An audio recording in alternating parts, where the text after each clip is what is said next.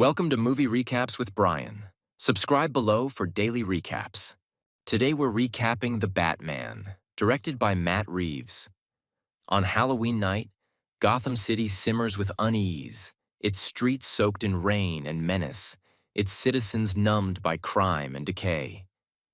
Mayor Don Mitchell Jr. watches the city from his townhouse, oblivious to the figure stalking him from the shadows.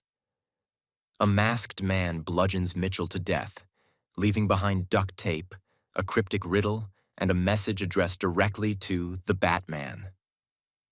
The murder announces the arrival of a new kind of criminal, the Riddler, a serial killer who sees himself as an instrument of truth. Batman arrives amid flashing lights and wary police officers, his presence tightening the air. Lieutenant Jim Gordon greets him quietly, trusting him more than his own department. Batman studies the room in silence, absorbing every detail, the weapon, the tape, the writing, while the GCPD bristles at his intrusion. The riddle addressed to the Batman unsettles him. This killer sees him as a participant, not just a pursuer. For 2 years, Bruce Wayne has lived as a ghost, reclusive, sleepless, emotionally arrested by the trauma of his parents' murder. As Batman, he prowls Gotham's nights not as a symbol of hope, but as one of fear, driven by raw vengeance rather than purpose. When Lieutenant Jim Gordon allows Batman into the crime scene, it deepens the rift between the vigilante and the Gotham City Police Department, who resent Batman's presence and distrust his methods. Yet Gordon recognizes Batman's singular focus and intelligence, and more importantly, his refusal to look away. The Riddler escalates quickly. The following night, Police Commissioner Pete Savage is murdered. His death staged grotesquely and accompanied by another riddle for Batman. Each killing exposes not just a victim, but a pattern. The powerful, the corrupt, and those protected by Gotham's broken systems. Batman begins to understand that the Riddler isn't killing at random.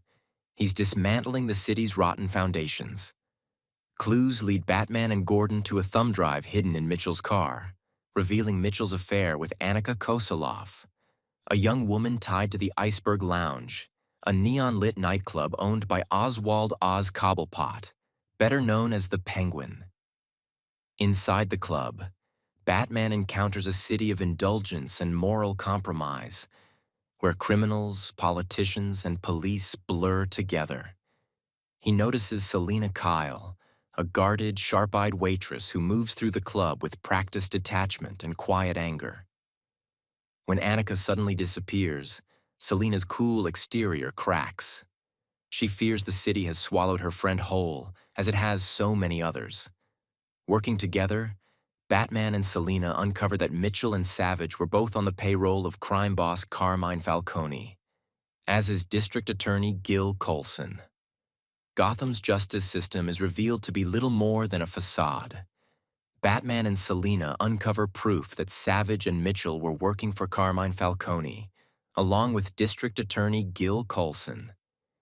Each revelation peels back another layer of Gotham's rot. Batman's belief in the system erodes further. Selina's hatred of the city hardens. The Riddler forces Coulson into a public spectacle, strapping a bomb collar around his neck and sending him to Mitchell's funeral, turning a moment of civic grief into a ticking nightmare. Over a phone duct taped to Coulson's hand, the Riddler taunts Batman, daring him to solve 3 riddles before time runs out.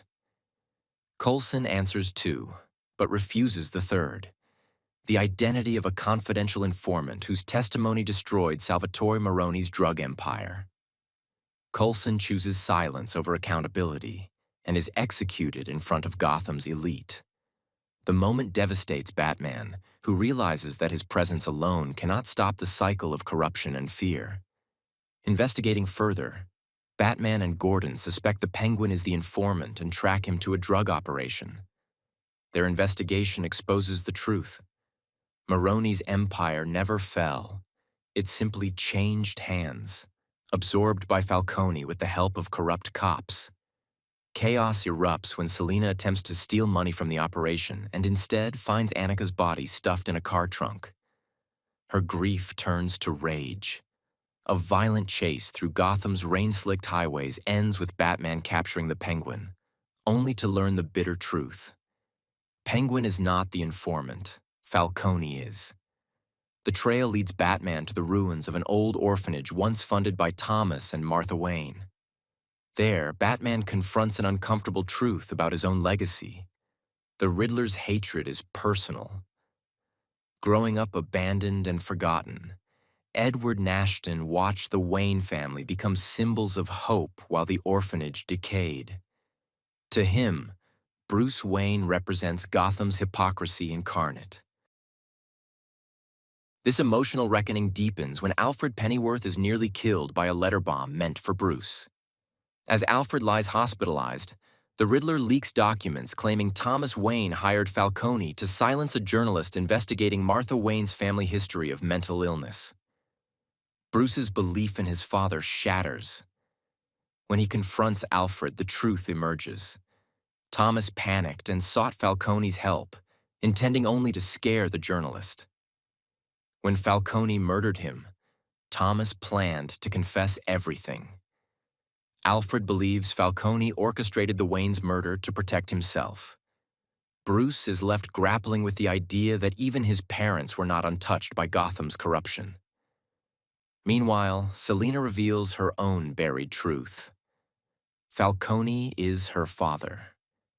Her hatred for him is complicated by abandonment, exploitation, and the knowledge that he murdered Annika to protect his status as the informant. Overcome with grief and fury, Selina attempts to kill Falcone herself. Batman intervenes, not just to stop her, but to prevent her from becoming what Gotham has made him. Gordon arrests Falcone, but moments later, the Riddler assassinates him from afar, robbing Selina of closure and Batman of justice. The Riddler turns himself in, revealing his identity as Edward Nashton, a quiet forensic accountant who watched Gotham rot while pretending to balance its books. In Arkham State Hospital, Nashton insists that Batman inspired him, that together they exposed the truth. Horrified, Batman realizes that vengeance alone has made him a symbol not of justice, but of rage. Too late, Batman learns Nashton's final plan. Car bombs rigged across Gotham detonate, destroying the seawall and flooding the city. In the chaos, Nashton's online followers attempt to assassinate Mayor-elect Bella Real, turning Gotham's moment of rebirth into another massacre. Batman and Selina stop the attackers, and Batman leads survivors to safety, holding a flare like a beacon rather than a weapon. The people reach for him, not in fear, but trust. Selina leaves Gotham, unconvinced it can be saved. Bruce remains, watching rescue efforts from above, realizing his mission must change. In the aftermath, Gotham lies wounded but alive. Selina, disillusioned, leaves the city, believing it beyond saving. Bruce, changed by the consequences of his actions, understands that fear alone is not enough. As Batman, he commits to becoming something more than vengeance, choosing instead to be a symbol of hope, compassion, and resilience for a city that desperately needs it. Thanks for watching. Like and subscribe below to watch more movie recaps with Brian. Watch the full movie on your streaming sites and comment below which movie you'd like to see recapped next.